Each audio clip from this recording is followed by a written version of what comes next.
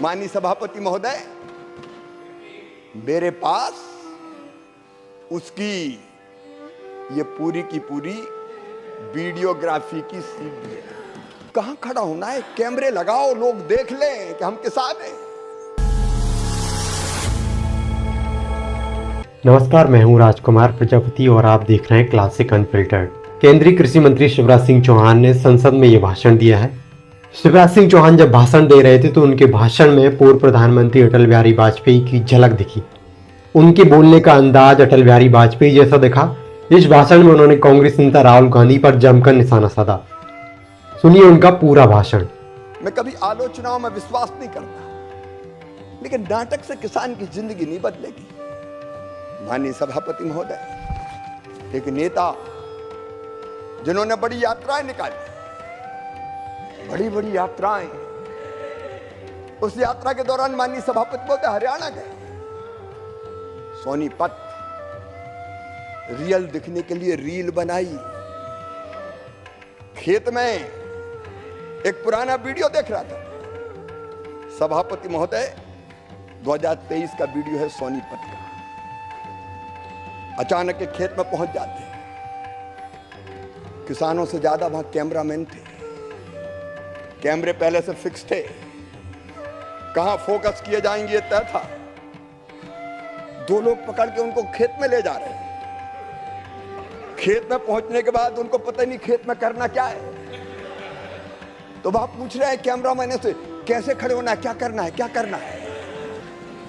माननीय सभापति महोदय, मेरे पास उसकी ये पूरी की पूरी वीडियोग्राफी की सीडी है। ये मैं सभा के पटल पर रखना चाहता हूं। माननीय, ऑथेंटिकेट कीजिए और सदन के पटल पर रखिए। मैं ऑथेंटिकेट करके सदन के पटल पर रखता हूं। ये नाटक करते हैं किसान के नाम। इसके कहां खड़ा होना है, क्या सभापति? During course of the day जी, कहां खड़ा होना है? कैमरे लगाओ, लोग देख लें कि हम किसान हैं। जब इनको हल भेंट किया जाता तो ये पूछते ये है क्या। और एक स्वर्गीय प्रधानमंत्री जी ऐसे हुए हैं कि जिनने जब देखा कि लाल मिर्ची के दाम हरी मिर्ची से दादा है, तो उन्होंने कहा, किसानों ये लाल मिर्ची क्यों नहीं उगाते? ये खेती की बात करेंगे माननीय सभापति महोदय, ये किसानी की बात करेंगे। जहां चर्चा करने हो कर ले। मैं किसान का बेटा भी हूं और खुद भी किसान हूं, खेती करता हूं।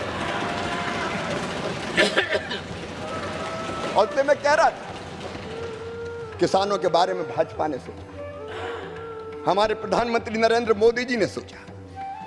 माननीय सभापति महोदय, आप खुद किसान हैं, हम समझते हैं। टोडरमल जी के जमाने से किसानों के सारे अभिलेख व्यक्ति संधारित करता था। पटवारी, रेवेन्यू का अमला। अंग्रेज आए, उनने वो प्रथा जारी रखी। कांग्रेस में वो प्रथा जारी रही। मैं सबको बेईमान नहीं कहता, लेकिन अगर सब पटवारी खराब नहीं है, लेकिन कोई के मन में आ जाए रिकॉर्ड में हेरा फेरी करनी है, तो कई बार हमने देखा धन्ना की नाम जमीन पन्ना के नाम चली गई। रामलाल बेचारा खेती कर रहा है, बरसों बाद पता चला ये जमीन तो श्यामलाल की हो गई। एक ने अनेकों घोटाले होते थे, जिंदगी भर कोर्ट में मामले चलते थे। अब ये चीजें कांग्रेस को समझ में नहीं आ सकती। माननीय सभापति महोदय, अगर फसल खराब हो जाए किसान की और राहत की राशि के लिए सर्वे करना तो कौन करता था? नजरी आकलन आदमी करता था, रेवेन्यू का। और कई बार उसके मन में आ जाए बेईमानी। मैं मुख्यमंत्री रहते हुए नरसिंहपुर जिले में गया, हमने पर्याप्त राहत की राशि दी। वहां जाके किसानों ने मुझे शिकायत की कि मुख्यमंत्री जी,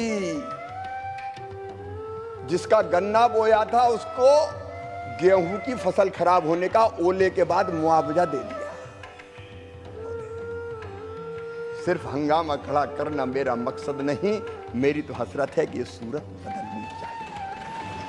मोदी जी इस विजन से काम कर, और इसलिए उस विजन को प्रकट करना, सामने वालों को तो विजन से कोई मतलब है नहीं, इसलिए वो यहां है भी नहीं, वो खेती में कहीं होंगे भी नहीं, जीव जंतुओं में भी, पशु पक्षियों में भी है।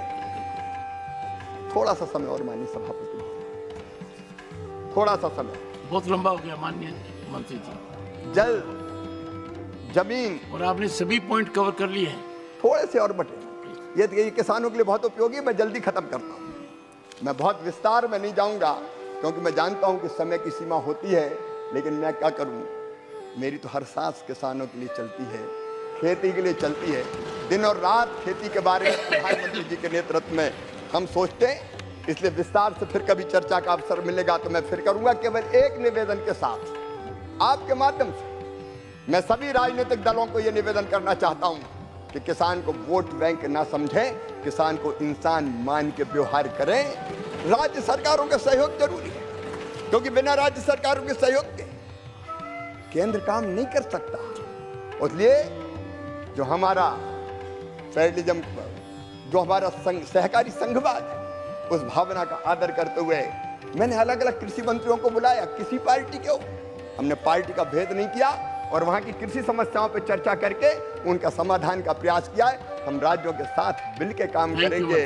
और माननीय सभापति महोदय, प्रधानमंत्री श्रीमान नरेंद्र मोदी जी का जो विजन है कि आने वाले 2047 तक भारत न केवल अपनी जनता के लिए पोषण युक्त पर्याप्त अन्न, फल और सब्जियां पैदा करेगा, बल्कि दुनिया का फूड बास्केट भी भारत बन के उभरेगा।